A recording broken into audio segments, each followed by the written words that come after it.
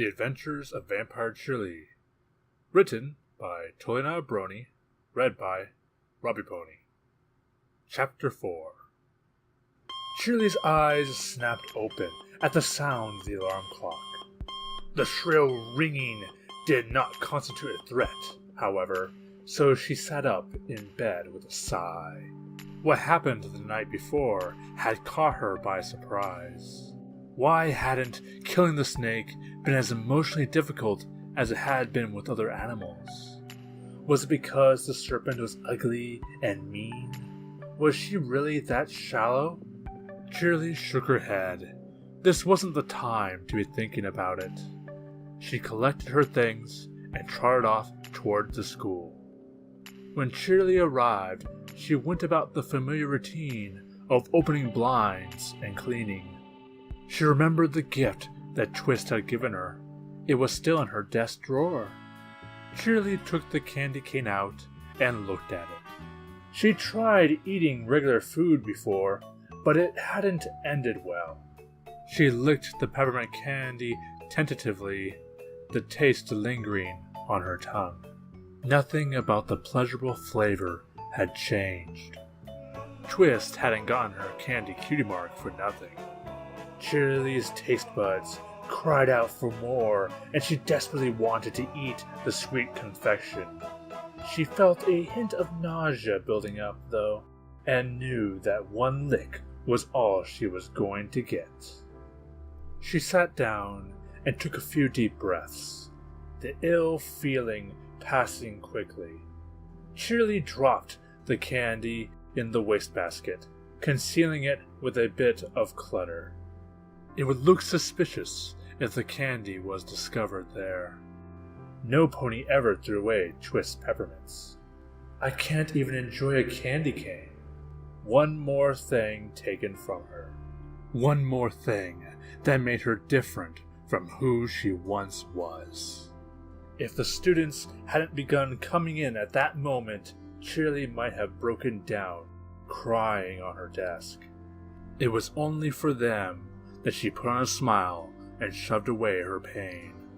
It was a relief that she could still get lost in her teaching, despite what the little ponies might think.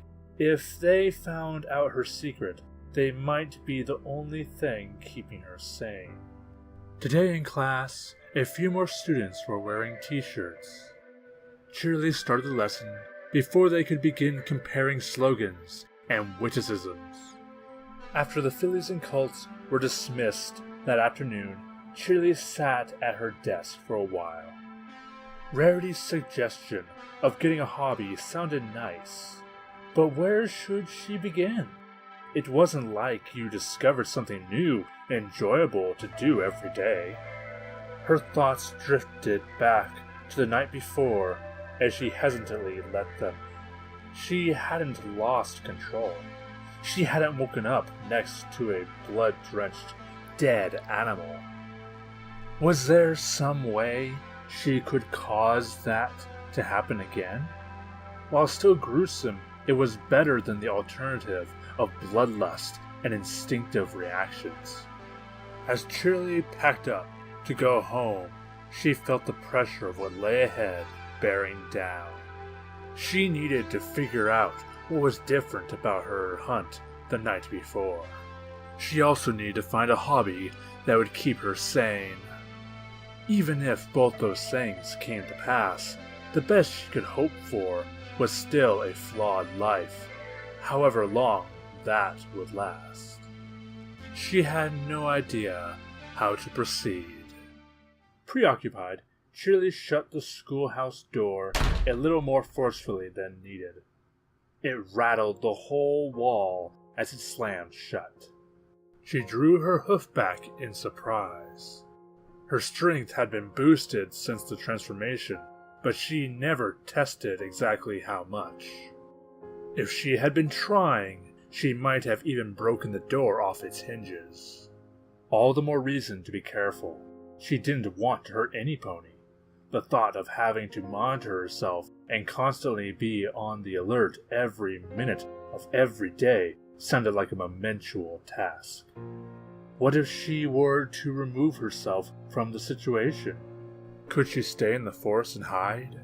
Or perhaps a more permanent solution? Cheerilee shook her head.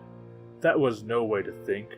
Her students needed her, regardless of whether she moved away or killed herself. The town wouldn't be the same without her.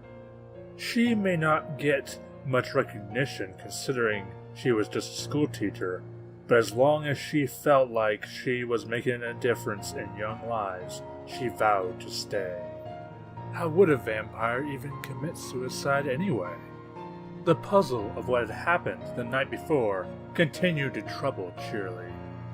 Her paperwork had been graded, and she sat staring out the window. The sky had gone orange in preparation for the sunset. All the buildings in town cast long shadows in the street. Cheerilee got up. She wasn't desperately hungry. I can control this, she decided. Just a walk. The Everfree Forest was just as intimidating as she remembered, but with the faint daylight still left, it took on a slightly more friendly appearance. Cheerilee waded into the trees. She wasn't really sure what she was looking for, but felt that she'd know it when she found it. There was a slight sound behind her. Cheerilee stopped, and then turned her head. A flash of orange was all she managed to see. "Valiant?" she called. The stallion stepped out from behind a tree. "Got me. I guess I got a little lazy. I thought all Vamponies were as deaf as Rarity." He shook his head. "Worst vampire ever. Enthusiastic, but not very alert." He was wearing some kind of device on his back. Cheerilee vaguely remembered it being tested on Fluttershy to improve her speed when the Pegasi were forming the water-lifting tornado.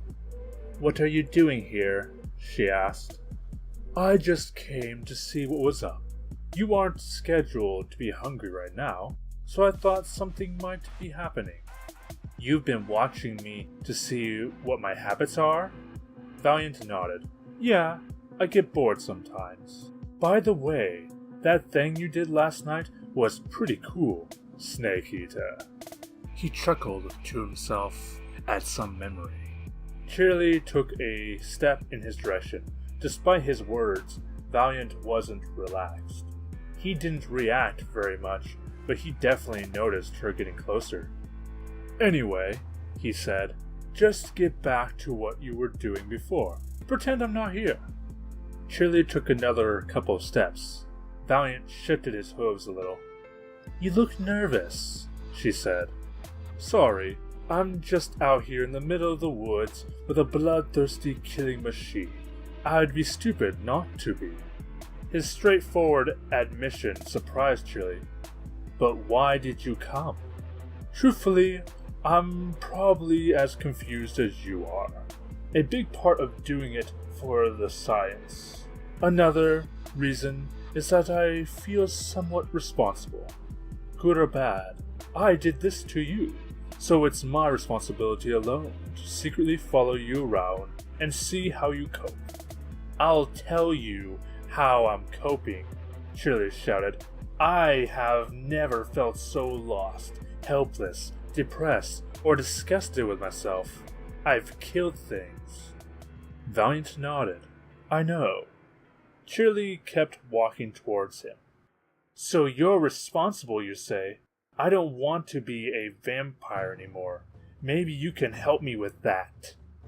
"We don't know for sure if killing me will turn you back," he pointed out. "I'm willing to give it a try." "See? This is why I brought the jetpack," said Valiant. He activated a control, and the device rocketed him up to the branches of a tall tree above Cheerilee's head. "Come and get me," he called. Cheerilee glared at him and sank down to her hunches, preparing to jump to the first limb. If she caught him, fine. If she fell and broke her neck, well, there were worse ways to die. "Oh, Cheerilee," called Valiant. You may want to take a look at that big ugly thing that's sneaking up on you. I'll see you around." He activated the flying device again and soared away towards Ponyville. "What did you mean?" Cheerilee swung her head around, suddenly confronted by a timber wolf that had crept up behind her while she had been focused on Valiant. She wasn't sure whether to be more surprised by it or by the fact that Valiant had been decent enough to warn her. The creature was a little larger than Cheerilee and made of animated wood. Rough bark served as its coat. Sharp splinters filled its mouth. It growled at her, laying its ears back.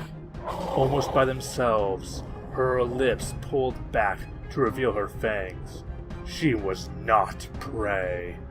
The Timberwolf charged, and Cheerilee met it head-on.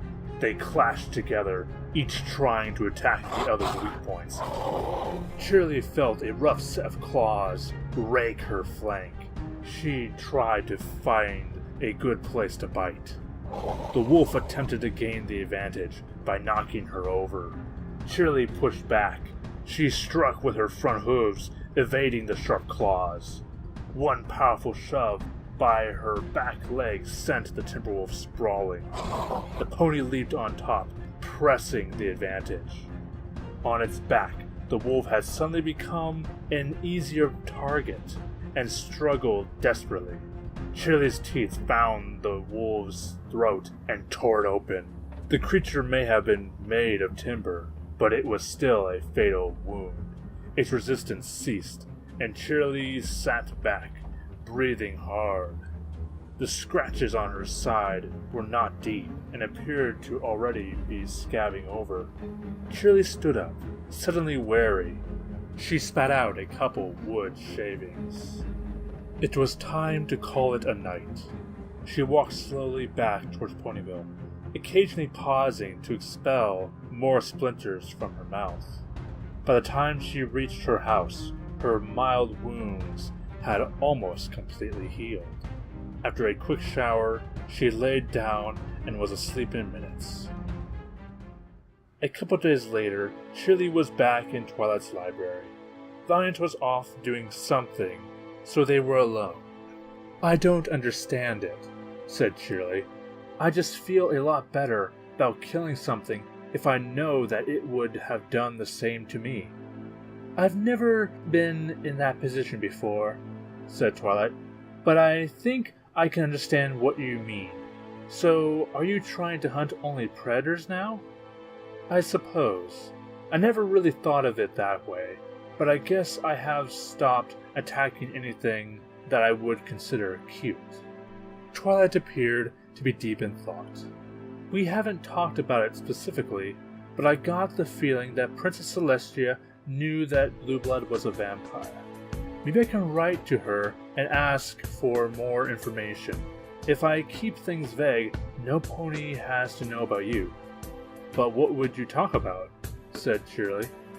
"Maybe we can suggest a place where a Vampony could be useful, like dangerous animal control."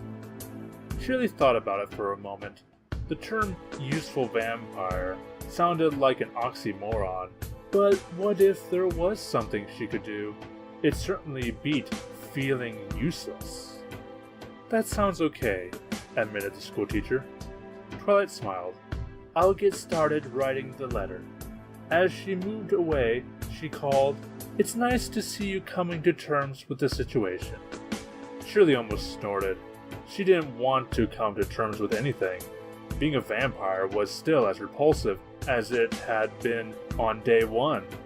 Still, if she was going to be stuck this way, she might as well make the best of it. The world might be a cruel, unforgiving place, but she didn't have to be. Well, except for Valiant. Cheerilee wasn't about to forgive him. Twilight returned with a piece of parchment and wrote out the letter. Cheerilee sat, deep in thought. She couldn't change what she was. She couldn't learn to like it. That didn't stop her from making the best of things, though. And sometimes, that was all you could ask for.